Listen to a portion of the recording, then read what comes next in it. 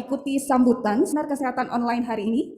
Yang terhormat Direktur Utama RSUP Dr. Karyadi Semarang, Dr. Gigi Farika Hanum, MKes. Kepada beliau kami silakan. Terhormat, suara saya kedengaran ya? Sudah? Baiklah,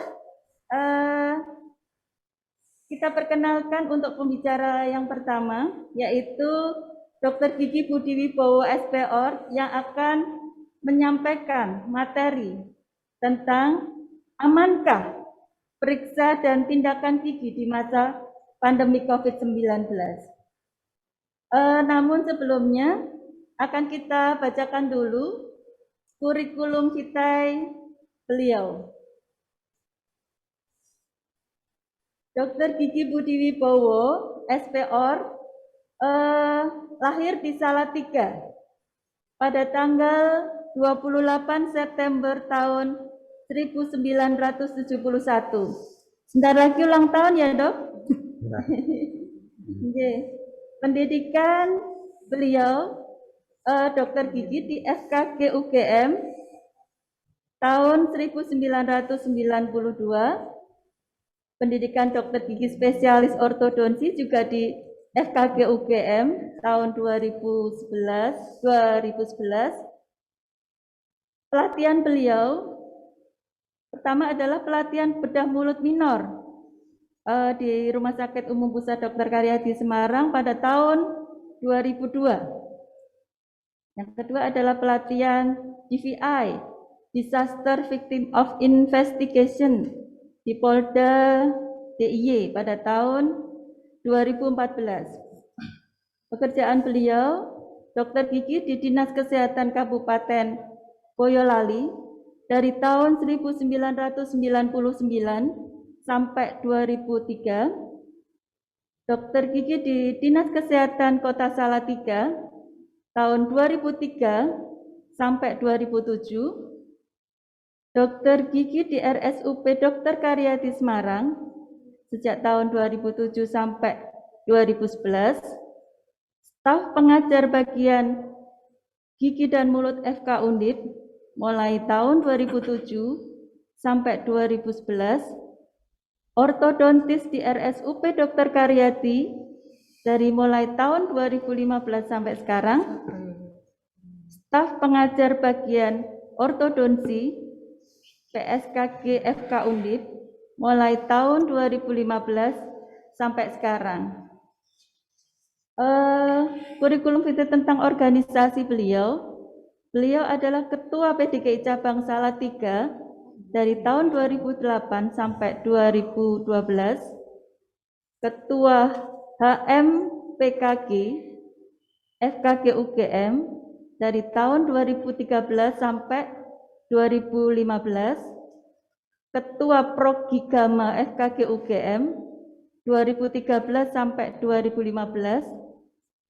Ketua PDKI Cabang Salatiga tahun 2016 sampai 2020. Dan beliau adalah pembicara yang handal, sudah mengisi acara di mana-mana. Salah satunya adalah yang terakhir, yaitu tentang Space Regener Seminar Gigiku tahun 2016 di RSUP Dr. Karyadi Semarang tahun 2016. Dan juga yang terakhir adalah acara di Why My Orthodontic Treatment Relapse Seminar Dentist Science tahun 2018 Salatiga. Baik, Bapak Ibu semuanya, untuk mempersingkat waktu kepada yang terhormat Dr. Gigi Budi Wibowo SPOR, waktu dan tempat kami persilahkan, waktunya maksimal 30 menit ya dokter. Monggo dokter dipersilahkan. Assalamualaikum warahmatullahi wabarakatuh. Salam sejahtera, selamat siang, sobat sehat, bapak-bapak, ibu-ibu semua ya.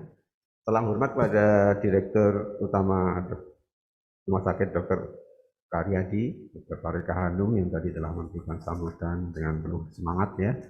Kemudian kita terima kasih pada seluruh keluarga besar Rumah Sakit Dr. Karyadi, staf Hukormas yang sudah mensukseskan acara webinar ini ya. Kemudian moderator kita Mbak Bekti ya, saya manggilnya Mbak ya, karena masih kelihatan muda ya Mbak, masih seperti SMA. Beliau rekan kerja saya ya di Klinik Gardenia dan Garuda yang selalu ramah dan senyum ya Mbak. Makasih, Dokter. Ini adalah obat yang ampuh buat pasien sebenarnya ya. Kalau misalnya biusnya belum masuk itu disenyumi Mbak Bekti itu sudah terbius gitu ya. Kemudian juga nanti ada pembicara ya, Dr.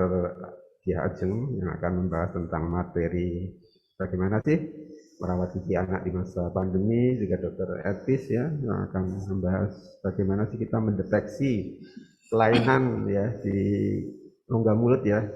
Jadi kita akan pandai nanti bagaimana mendeteksi awal ya. Kemudian juga terima kasih kepada para peserta semua yang sudah ikuti acara Zoom ya. Di sini saya lihat di monitor ada ibu-ibu menggerak PKK ya. Terima kasih ibu-ibu menggerak PKK yang masih semangat ya di siang hari ini. Meskipun ini adalah jam-jamnya mungkin ngantuk ya. Apalagi Semarang diguyur hujan ini ya. Jadi menambah suasana ya. Oke, untuk mempersingkat waktu, saya akan mulai langsung untuk materi saya ya di sini. Amankah ya periksa gigi atau tindakan gigi di masa pandemi COVID-19 ini ya. Kenapa saya membawakan materi ini? Ini sebetulnya adalah wujud dari pertanyaan ya. Jadi kalau saya kemana-mana ya ketemu teman ya, aman enggak sih periksa gigi ya, ketemu saudara ya, tanya lagi aman enggak gitu kan, di WA grup ya, grup SMA, di grup masyarakat umum ya, bertanya aman nggak sih periksa gigi di masa pandemi. Karena apa? Karena waktu periksa kan kita membuka masker gitu ya. Jadi padahal ini senjata proteksi kita ya untuk mencegah virus COVID-19 masuk ke hidung ya. Jadi kalau kita membuka masker apakah aman ya? Ya. Ini jawabannya adalah aman. Tapi ada tanda bintang kecil ya di atasnya ya, syarat dan ketentuan berlaku ya. Jadi hampir seperti kalau kita belanja ya Mbak Bekti ya, ada diskon 50%, tanda bintang kecil ya, syarat dan ketentuan berlaku gitu ya.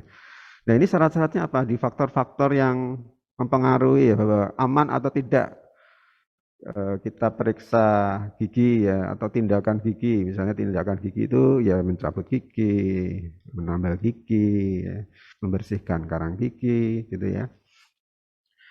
Jadi faktor pertama adalah faktor dari tempat atau sarana prasarana ya kalau bahasa kerennya. Mungkin bisa ditampilkan video ya Mas ya. Ya. Jadi ini saya menampilkan video karena saya tidak mempunyai PowerPoint ya. Ini pertanyaan yang banyak dilontarkan masyarakat ya. Amankah ya? Jadi faktor pertama di sini ini adanya kelengkapan ruang, alat ya, dan perlengkapan lain, perlengkapan medis lain yang berstandar pandemi. Jadi ini di sini adalah ruang periksa. Stop dulu ya Mas. Di ruang periksa. Nah, mensyaratkan seperti ini, jadi ada pengaturan tata aliran udara gitu ya. Ini saya mengambil contoh di klinik Rumah Sakit Dr. Karyadi. Jadi ini gambarannya seperti ini ruangannya. Kemudian di bagian atap itu ada perangkat yang namanya laminar ya. Laminar ini dia akan menghembuskan tekanan udara ya. Dan ini biasanya digabungkan dengan AC ya, jadi air conditioner. Jadi udara yang dihembuskan itu sejuk dingin gitu ya. Dia dari atas kemudian memberi tekanan ke bawah. Nah, ada beberapa prosedur dalam pengaturan ini, ada yang menggunakan tekanan negatif, ya, ada yang menggunakan tekanan 0, ya. Jadi bisa diatur tekanannya. Nah, di sini akan menekan udara untuk turun ke bawah, ya. Kemudian kata kunci yang nanti akan sering kita bahas di sini adalah kata aerosol, ya. Jadi aerosol itu apa? Ya, aerosol itu adalah partikel bisa padat, bisa cair, ya, yang sangat kecil, ya, ukurannya sangat kecil, sehingga dia terapung, ya, terapung-apung di udara. Ya. Nah, virus ini bisa ikut terbawa di aerosol tersebut, ya, jadi terapung-apung di udara, ya, lama, ya, karena tidak turun-turun, ya, karena partikelnya berukuran kecil. Nah, tentu saja orang yang masuk ke ruangan ini, ya, baik itu dokter, perawat, tenaga kesehatan lain, cleaning yang tukang bersih-bersih, ya, kemudian pasien, keluarga pasien, ya, saudaranya pasien yang ikut masuk, ya, ini tentunya akan menghirup udara di sini apabila tidak menggunakan masker atau melepas masker. Ya, ini, nah, tujuan dari fungsi laminar ini dia akan menekan, ya, menekan udara, jadi berarti aerosolnya tertekan, jadi tidak sampai ke atas, jadi dia berada di sekitaran lantai, ya. Jadi kalau dalam beberapa textbook atau jurnal disebutkan di sekitaran 20 cm dari lantai. Nah, ini kemudian ketika udara tersebut sudah tertekan ke bawah, ya, kemudian kita sedot, ya, memakai exhaust, ya. Nah, ini kita tarik keluar udaranya. Jadi di sini ada sebuah sirkulasi, ya, atau tata aliran udara di mana, ya, udara ini terus berganti. Dan ini juga tidak langsung berganti begitu saja. Kita juga melakukan penyaringan dengan filter, ya. Jadi di exhaust ini keluar kita filter, ya. Udaranya kita lepas lagi sudah berupa udara yang bersih, ya, kita lepas keluar. Nah, ini memungkinkan orang yang masuk ke ruangan ini, ya, ini akan sedikit, ya, risikonya, ya. Ya, tentu saja ini sudah upaya yang demikian bagus, ya. Jadi mengharapkan bila mana, ya, ada seseorang yang penderita positif, ya, masuk ke ruangan ini misalnya, ya, kemudian dia menghembuskan nafas, batuk, bersin, ya, misalnya, ya, itu dia akan tertekan ke bawah, ya. Kemudian tersedot di exhaust ini. Nah, ini membuat yang kita sebut faktor keamanan. Jadi pasien berikutnya yang datang, ya, ini tidak akan terpapar. Jadi sudah berganti udaranya, gitu, ya. Seandainya pun masih ada yang tidak tersedot ke exhaust, tapi dia berada di posisi di bawah, ya, di lantai. Jadi cenderung aman. Kalau tidak aman, kita masih bisa menghirup. Ini sudah di bawah, jadi keamanannya cukup tinggi. Oke, Mas, diteruskan, Mas. Ya, jadi stop dulu. Ini di saat pandemi ini kita melihat, ya, di beberapa teman, saudara, gitu, ya, bertanya. Stop dulu. Oke, bertanya, kenapa banyak klinik yang tutup, ya, di masa pandemi? Atau ada juga yang membuka, ya, tetapi membatasi pelayanan. Oh, kami tidak menambal gigi, kami tidak membersihkan sarang gigi, ya. Kami hanya melakukan pemeriksaan, pengobatan, ya, dan keadaan-keadaan yang emergensi. Nah, ini jawabannya adalah karena klinik tersebut belum memiliki standar untuk pandemi. Jadi baik dari tadi tata aliran udaranya, ya, diatur sedemikian rupa supaya pasien-pasien maupun dokternya, perawatnya, tenaga kesehatannya sendiri juga aman, ya, berada di dalam ruang periksa tersebut. Nah, ini gambaran, ya, kenapa kok dibatasi, tidak mau melakukan tindakan pengeburan, membersihkan karang gigi, ya. Kalau kita lihat dari video ini, ya, jadi ini salah satu contoh melakukan tindakan pengeboran ya. Jadi kalau kita menambal gigi, ini kavitas atau bagian gigi yang karies ya, kita bersihkan bagian kariesnya dengan alat bor ya, dan bor ini berkecepatan tinggi, dia menyemprotkan udara ya, kemudian menyemprotkan air sehingga terlihat itu ada aerosol yang terlepas ya. Nah ini kalau misalnya pasien tersebut menderita positif COVID-19 ya, ini tentunya virusnya akan ikut melayang ya di aerosolnya tersebut. Oke mas, terus mas. Nah, ini gambaran dari aerosol ya, seperti itu. Kemudian biasanya terpapar di muka, baik itu dokternya ya, asistennya, kemudian orang-orang di sekitar situ, juga ada cipratan-cipratan darah ya. Nah, ini kelihatan, stop dulu mas.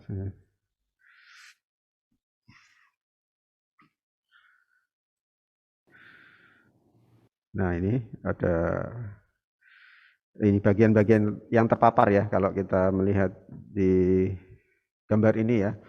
Jadi begitu banyak ya, cipratannya ya, itu ada di muka pasien, ada di dadanya ya, di tangannya dokter, di mukanya ya, di mukanya asisten.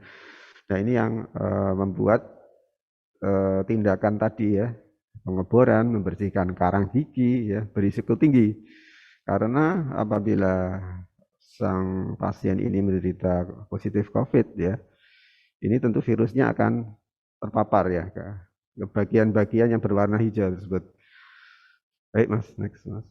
Nah kemudian kita membutuhkan suatu perangkat ya atau alat yang akan kita gunakan untuk menyedot ini ya aerosol selain dari tata aliran udara. Nah, ini partikel tersebut kita sedot. Ini jadi kita sebut dengan nama aerosol suction, penyedot aerosol ya. Ya fungsinya untuk meminimalisir aerosol tersebut tersebar ya ke dalam ruangan yang lingkup yang kecil tadi. Jadi masuk ke corongnya, kemudian disedot di bagian lengannya, kemudian di dalam badan aerosol tadi nanti ada filter yang akan menyaring ya. Dan ini salah satu gambaran ya pelayanan di Rumah Sakit Karyadi di Klinik Gardenia ya. Kami juga sudah menggunakan aerosol suction di sini. Kemudian juga ada pengaturan sistem aliran udara. Seperti yang sudah saya sampaikan di depan tadi ya.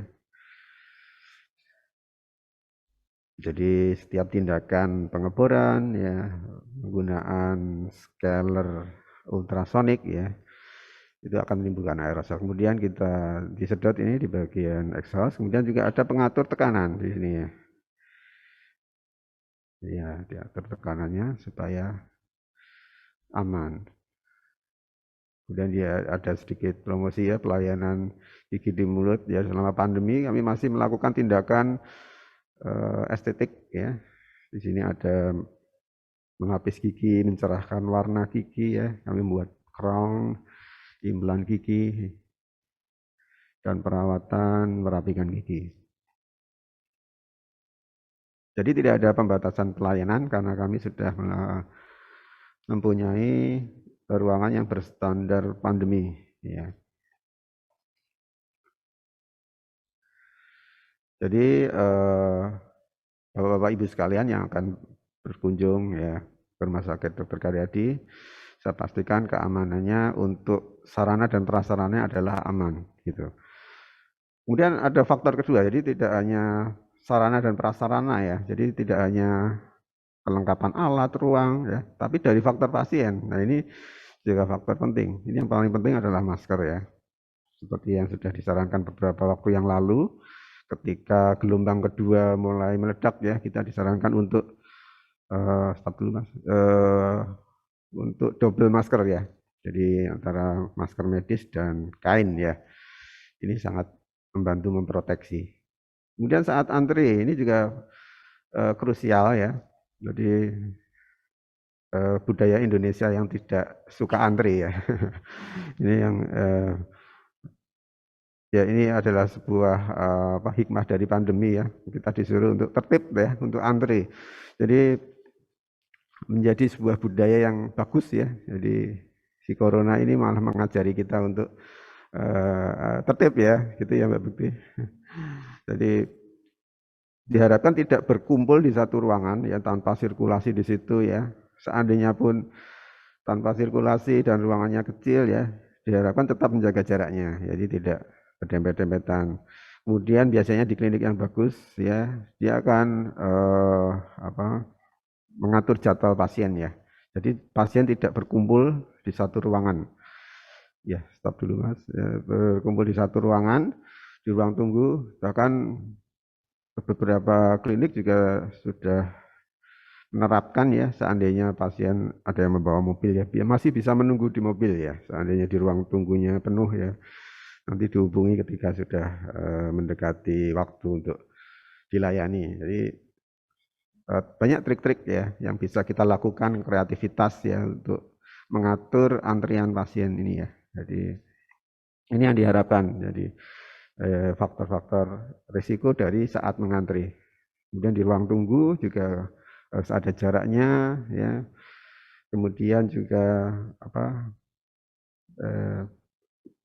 diharapkan kalau terlalu lama di ruang tunggu bisa keluar sebentar ya untuk menghirup udara bebas ya, sehingga tidak membuat risiko-risiko. Kemudian faktor lain di toilet ini yang menjadi faktor penting, karena disinilah biasanya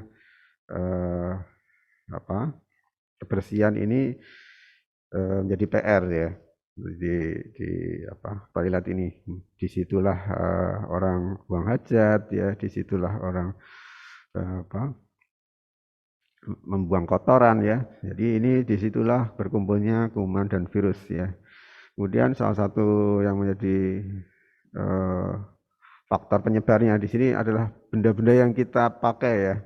Salah satunya adalah handphone ini ya. Ini beberapa jurnal menyebutkan ini benda yang paling kotor ya, yang selalu kita bawa. Jadi kita bawa ke kantor, kita bawa jalan-jalan, kita bawa ke toilet ya, kita bawa ke ruang makan ya. Ini penting, ada beberapa trik ya dalam mengendalikan kebersihan benda keramat ini ya Mbak ya. Benda keramat ini penting karena setiap saat kita pegang ya, jadi ada yang membungkusnya dengan plastik ya, ada juga yang setelah melakukan aktivitas di salah satu tempat kemudian pindah ke tempat lain, ini disarankan memakai casing, kemudian casingnya itu dicuci ya. Kemudian bagian yang layar itu bisa dielap dengan sedikit bantuan antiseptik sedikit. Jadi meminimalisir penyebaran dari benda-benda yang kita pegang. Kemudian next Mas. Kemudian ini wanita ya biasanya yang sering menggunakan benda ini adalah tas ya. Nah, tas ini juga dibawa kemana-mana ya. Kemudian diletakkan di mana-mana ya. Ada juga diletakkan di toilet, di meja makan, ya di kamar tidur, di kantor ya. Ini ya benda yang menyebabkan tersebarnya virus, bakteri ya ke mana-mana ya. Jadi semakin kita mobile ya dengan tas tersebut ya, kita ikut membantu menyebarkan gitu ya. Nah, ini juga diharapkan untuk kebersihan ya dari tas kita ya. Jadi selama pandemi ini, kalau saya dulu kan saya selalu pakai tas kulit ya Mbak Bukti ya. Ini saya tinggalkan ya, saya ganti dengan tas yang mudah dicuci. Jadi pakai aja tas jelek ya. Jadi setiap hari dicuci saja. Jadi itu jauh lebih aman. Jadi ada trik-trik ya, tergantung kreativitas kita masing-masing ya dalam membantu untuk tidak tersebarnya virus COVID-19 ini ya. Jadi dari kantor ke rumah kita ya, ke saudara kita, mengunjungi orang tua ya, inilah yang menyebabkan kenapa gelombang COVID ini begitu besar, karena kita ikut membantu ya menyebarkan. Kemudian faktor ya ketika saat kita antre ya lama ya misalnya ya, kemudian lapar ya, ngemil ya misalnya ya. Ini kan kita membuka masker ini hati-hati ya. Karena apabila tidak ada sirkulasi udara di situ, kita akan langsung menghirup udara ya. Dan seandainya ada yang positif di situ, ini otomatis ya terhirup. Jadi sarankan kalau makan ngemil, kalau membawa mobil sudah masuk saja ke mobil, makan di situ atau di udara terbuka, di taman ya. Jadi usahakan udara terbuka ya. Tapi kalau kita disuruh memilih, carilah di yang udara terbuka, ini jauh lebih berisiko rendah.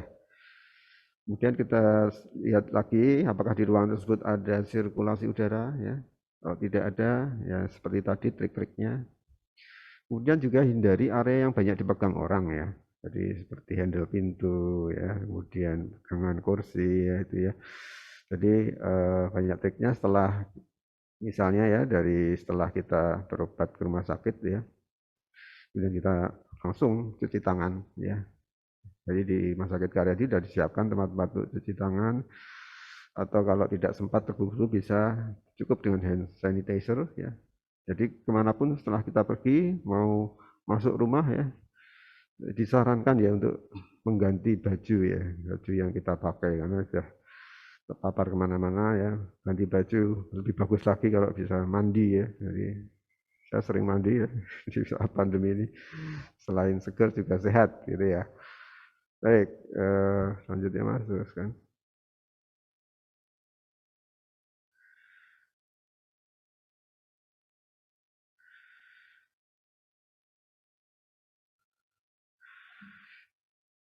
Ya, kuncinya adalah menjaga protokol kesehatan ya selama mau berobat ya, baik di antrian, di ruang tunggu ya. Di klinik akan selalu ada screening COVID ya. Anyone with COVID-19 symptoms or an active COVID-19 diagnosis cannot enter any of our imaging locations. Kalau kita tidak lolos screening, biasanya tidak diizinkan untuk melanjutkan perawatan atau ditunda ya. Karena kita menerapkan prinsip kehati-hatian. Kemudian sebenarnya faktor yang terakhir adalah dari tenaga kesehatannya sendiri. Ini dokter, perawat, asisten, nakes yang lain ya. Kita melengkapi dengan APD ya. Terutama di Rumah Sakit Karyadi sudah. Encourage patients to wait outdoors or in their vehicles until their exam rooms are ready. If someone does need to stay in the waiting area, our seating has been spaced further apart to promote social distancing. Memotong ya mata rantai dari penyebaran virus dari pasien ke dokter, dari dokter ke pasien, dari pasien ke pasien lainnya gitu ya. Jadi hal yang penting untuk diperhatikan ya adalah pemakaian APD, kelengkapannya, kemudian cara memakai dan cara melepas ya ini juga penting.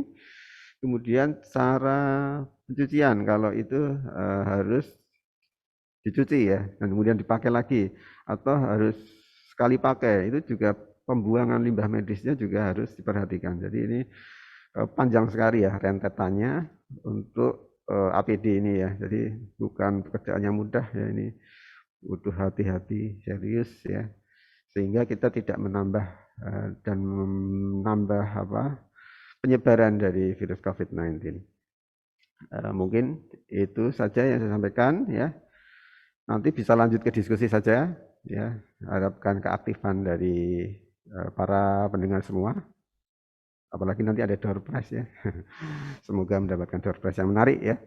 Terima kasih sudah hadir mendengarkan di acara Zoom ini. Mungkin bisa lanjut ke pemateri lainnya.